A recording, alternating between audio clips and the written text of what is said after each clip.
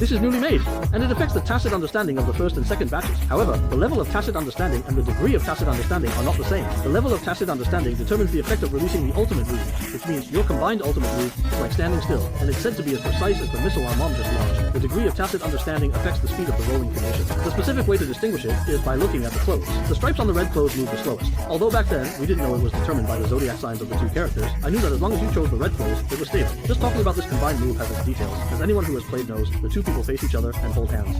Press the stripe below in the middle to send it, and it's a beacon thunder soldier with attributes. I thought it was just a simple attribute, but it turned out to be derived from attributes, and they counter each other. Fire counters soldier, soldier counters electricity, electricity counters wind, forming a closed loop. So how do you determine what attribute your combined machine has? Well, whatever attribute the trigger has, that's the corresponding attribute. Judo is fire, fighting is soldier, kung fu plus is wind, and boxing is electricity.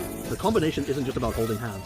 You can jump onto a teammate's head and then wait for the stripe to reach the middle before pressing it to throw your teammate like a ball. Oh, and there's a fifth element. The boss's combined technique counters all elements. The final boss of this game, which is Tiger 1 and Tiger 2, can first be seen in a cutscene by the mid-game. The reason this game is called a tournament fighting game is that the levels we go through are actually a series of battles against other combinations. On the loading screen for a new round of battles, we can see our win-loss record against other combinations. Reaching a certain number of wins will trigger the 8th stage, and the forest map, which appears only twice on the map, will show up because the final showdown takes place at the foot of Mount Fuji. So reaching the forest means we're about to reach Mount Fuji. There's something important to note here. The number of failures cannot exceed 4 times, otherwise we won't be able to battle the logo. Also, there's a Japanese version here, and the part that's hard to understand is this. If it were in English, I could type the letters backward one by one and then ask Baidu, translating the whole thing from Japanese. These two things are tricky, but now with the Chinese version available everywhere, I can finally see the true form. What I'm actually talking about here are 5 different truck rules. 14 combined special moves to win, failing after receiving 10 accidental damages, winning by using a specified move 10 times, winning by not getting hurt for a certain period, and finally, the no rules deathmatch. The other ones don't really offer much experience. They all end up being no rules deathmatches. The most fun part is the second point, which says the game's map design is so cleverly integrated. Electric grids, landmines, ice spikes, flowing water, harsh reality, wooden planks, etc. Each level has its own unique features.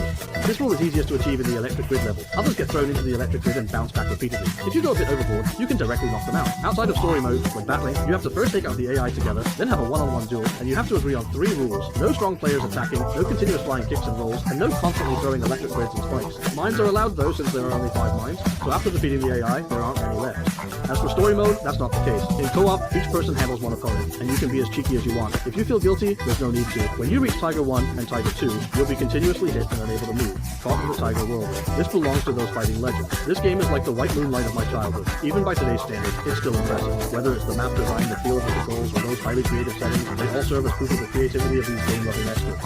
And their legend doesn't stop there. Do you remember what I mentioned earlier? Hot-blooded. It's a series. Whether there will be a next episode depends entirely on your likes, comments, and shares. Please, it really means a lot to me. If the response is good, I'll work hard to take everyone through a review of the Hot-blooded series from our youth. Alright, I'm whacking. I'm off to deal with tomorrow's monster first. See you in the next episode.